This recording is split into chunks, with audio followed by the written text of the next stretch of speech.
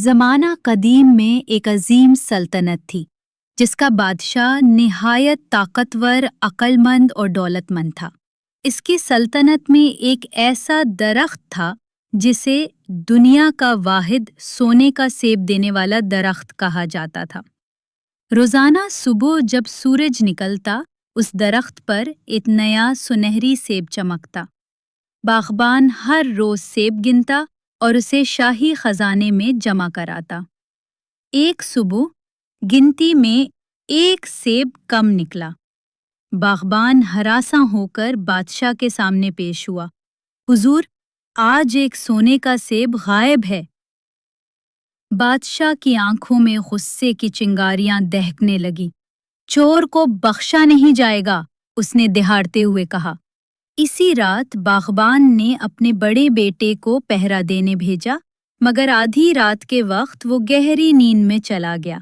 صبح ایک اور سیب غائب تھا۔ اگلی رات دوسرا بیٹا بھیجا گیا، نتیجہ وہی، ایک اور سیب گم۔ تب چھوٹے بیٹے نے کہا، ابا مجھے موقع دیجیے، میں سونے کے سیبوں کے راز کو ضرور پالوں گا۔ رات کو جیسے ہی گھنٹہ 12 بجا، ہوا میں ایک چمکدار سرسراہٹ ابھری۔ چاندنی میں ایک سنہری پرندہ نمودار ہوا۔ چمک سے آنکھیں خیرہ ہو رہی تھیں۔ اس کے چونچ میں ایک سونے کا سیب تھا۔ لڑکے نے فوراً تیر مارا۔ پرندہ بچ نکلا، لیکن اس کی دم سے ایک سنہری پر زمین پر آ گری۔ اگلی صبح وہ پر بادشاہ کو پیش کیا گیا۔ درباری حیران رہ گئے، یہ پر ساری سلطنت سے زیادہ قیمتی ہے۔ سب نے مشورہ دیا، حضور، اگر ایک پر اتنا قیمتی ہے تو پورا پرندہ لایا جائے۔ بڑا بیٹا اس مہم کے لیے تیار ہوا۔ وہ جنگل میں داخل ہوا تو ایک خوبصورت لومڑی اس کے سامنے آئی۔ نوجوان، مجھے مت مارو، میں تمہیں نایاب مشورہ دوں گی۔ اگر تم سونے کا پرندہ چاہتے ہو تو جب تم 2 سرائے دیکھو تو خراب سرائے میں قیام کرنا۔ مگر غرور نے عقل پر پردہ ڈال دیا۔ کسے پتہ چلے گا؟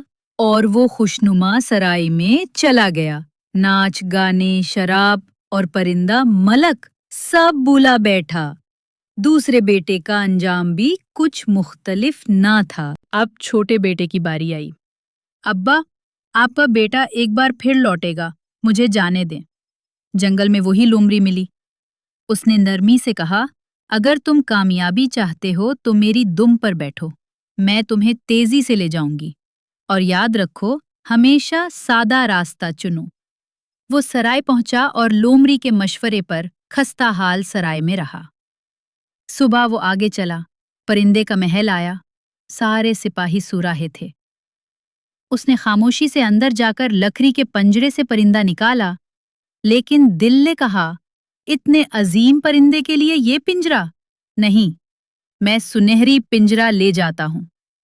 جون ہی اس نے پنجرا بدلا، پرندہ چیخا، سپاہی جاگے، لڑکا گرفتار اور سزا موت۔ مگر بادشاہ نے کہا، اگر تم میرے لیے ہوا سے تیز دوڑنے والا سونے کا گھوڑا لاؤ تو تمہاری جان بخش دوں گا۔ لومڑی پھر ملی۔ وہ بولی، پچھلی غلطی دہرانا مت، گھوڑے کے لیے بھی سادہ کاٹھی استعمال کرنا۔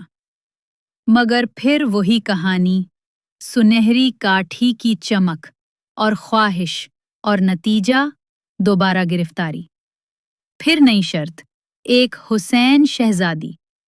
لومڑی نے تیسری بار مدد کی، آدھی رات کو شہزادی کو بوسہ دینا، پر والدین سے اجازت کی ضد نہ کرنے دینا۔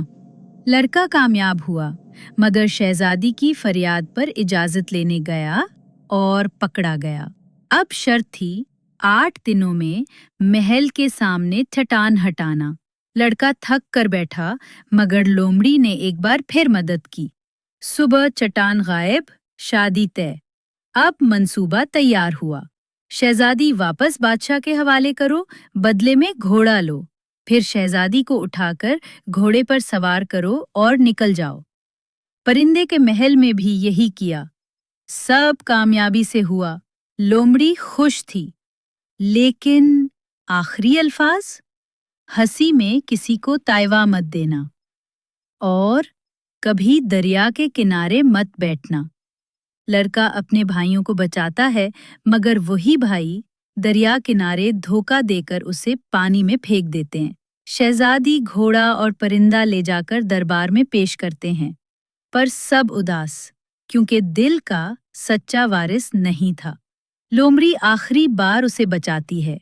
दरबार में दाखिल होते ही घोड़ा चरता, परिंदा गाता, शहजादी मुस्कुरा देती है। धोखा देने वाले भाइयों को सजा दी जाती है। अब वही लड़का वली अहद बनता है। सालों बाद जंगल में दोबारा लोमड़ी मिली। दोस्त, मेरी आखिरी ख्वाहिश है, मुझे मार दो। आंसू भरी आंखों से लड़के ने उसे कत्ल किया और वो एक इंसान में तब्दील हो गई। शहजादी का गुमशुदा भाई।